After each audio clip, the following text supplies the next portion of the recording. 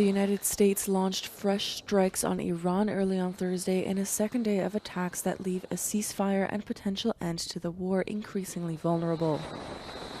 Iranian media reported explosions across the country's south near the Strait of Hormuz, the same area where U.S. forces had already bombarded air defense, radar, and other sites a day earlier. Iran hit back, saying it hit 2 ships trying to pass through the strait, adding it has again closed the waterway to any naval traffic. U.S. Central Command denied this, however, saying commercial ships are continuing to pass through. Iran also again launched strikes on Bahrain and Kuwait, both of which host U.S. troops, and Kuwait closed its airspace.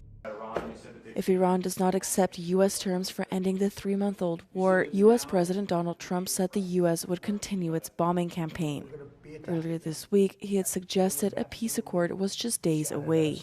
So we'll see what happens. Thousands of Albanians took to the streets of Tirana on Wednesday night for the 10th consecutive day of protests against a planned luxury development on an uninhabited island, demanding the resignation of Prime Minister Edi Rama.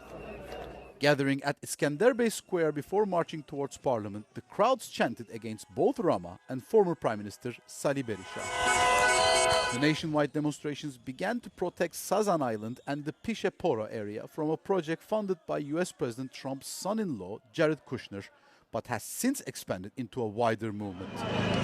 Protesters have advanced 5 key demands, including the government's resignation and the reversal of amendments to laws governing protected areas and cultural heritage.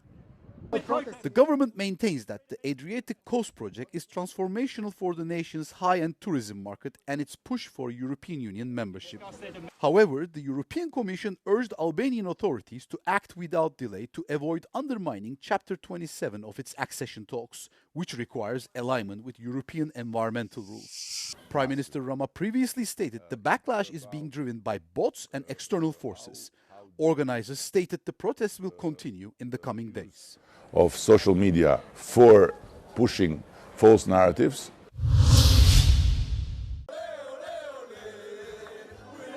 A week and a half ago, several retired soccer stars who had come to Budapest for the Champions League final shared their predictions with Euronews. We interviewed 2 ex-players from the nations that played in the last final. I believe on my team. We have a great squad. The collective is very good. Inside, we have very good players. We have Dembélé, Mbappé, Olise, Cherki. So after this, we need to put rules on the field, like sacrifice, like discipline, respect on your opponent. So I believe on Didier Deschamps, the manager, to send a great message for the group. Bueno, si Argentina es una de las candidatas, viene a defender el título, no va a ser fácil. Tenemos un grupo que parece accesible, pero va a ser duro. Y después las otras candidatas para mí, hoy por hoy, son Francia, España y Portugal. Atrás vienen, como siempre, los Inglaterra, Brasil, Uruguay, siempre Alemania, ¿no? Y después ojalá que hagan un gran torneo tanto Colombia como Ecuador. The Italians didn't qualify for the World Cup this year either, but 2006 World Cup champion Marco Materazzi still expects a good tournament. So, if DRG is favorite because they won last year, maybe Argentina won the last World Cup, but Portugal, Spain, they are very good at that. Morocco too, maybe is a big surprise. The World Cup kicks off on Thursday evening and concludes on July the 19th after 104 matches.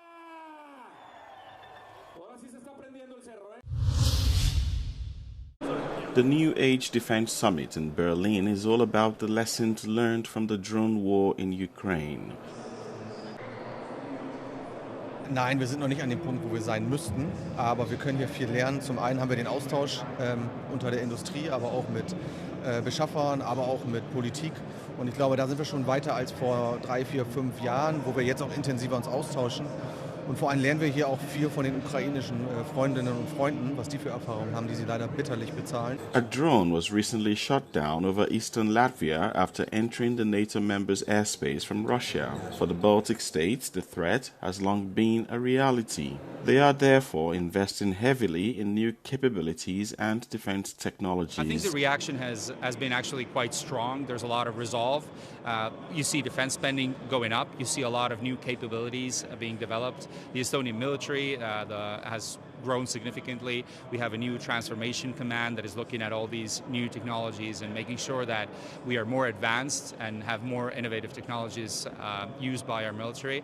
So I think the sense very much is that we're kind of looking the monster in the eye. From debate to practice, the German company ARX is showcasing its unmanned ground system at the summit. The vehicle is designed to relieve soldiers and, according to the company, is already being used in Ukraine. Die Plattform selber heißt Gerion, weil Gerion ist der Schutzpatron der Soldaten, also auch hier ein bisschen versteckt. Hat insgesamt eine Tragfähigkeit von maximal 500 Kilogramm und ist rein elektrisch betrieben. Man sieht hier oben drauf sind sogenannte Multimodule, so nennen wir die. Die kann man ganz einfach öffnen und auch wieder schließen und somit diesen Payload, das ist jetzt hier ein Wounded Stretcher, ganz einfach austauschen.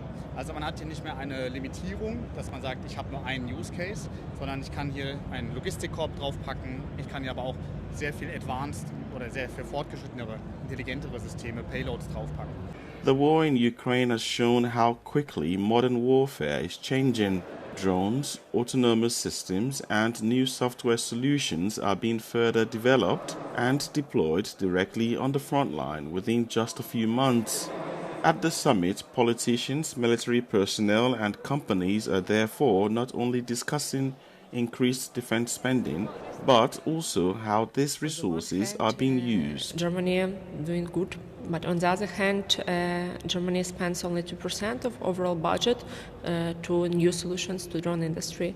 The percentage is so small, and it's important to rethink this approach.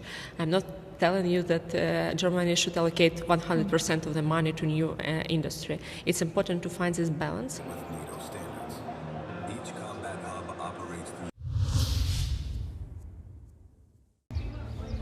Lisbon's most anticipated festivals are back, filling the streets with colour, popular music and traditional Portuguese food. Entre o cheiro, a sardinha assada, música e convívio, há quem não dispense esta tradição.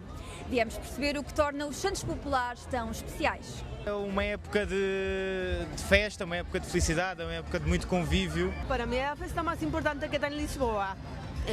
Nós gostamos de vir muito. É o melhor mês de Lisboa, é o melhor mês do ano. É festa, é férias, é calor, cerveja, é perfeito.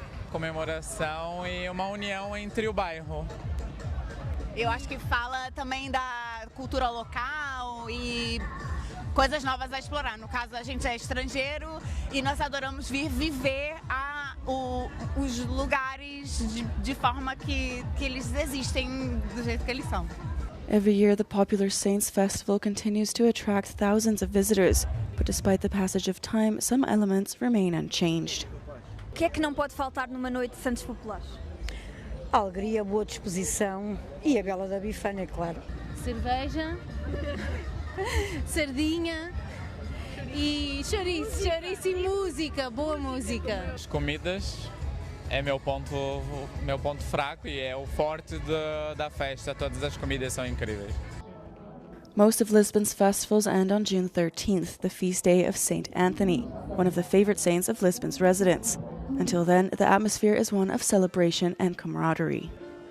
Com manjericos e uma festa em cada esquina, há uma certeza que atravessa gerações. Lisboa continua a render-se aos Santos Populares, uma das mais emblemáticas celebrações da cultura portuguesa. Inês dos Santos Cardoso, Euronews.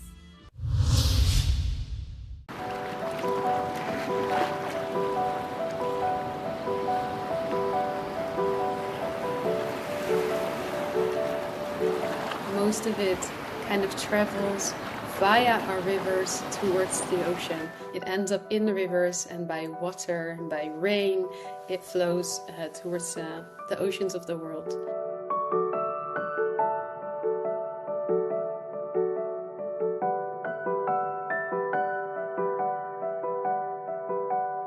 All those beach cleanups, they help. The ocean cleanups, they help. But more effort is needed to actually put this to a stop.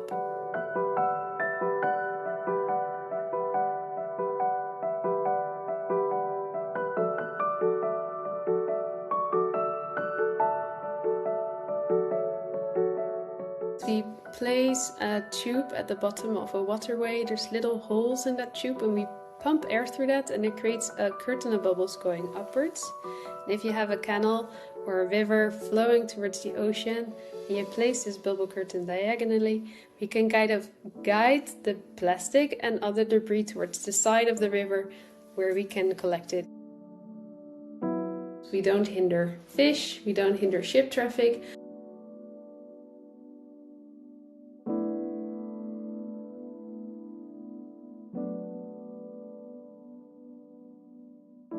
It really increased our visibility.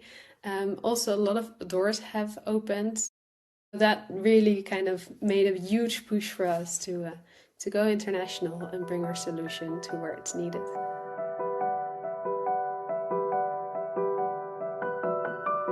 Our biggest dream would be to go to Southeast Asia, but we really want to have a system that can function on this high quality on different type of canals and rivers. So we're kind of continuously improving and we're having good conversations with cities there as well, so we can help out on those places as well.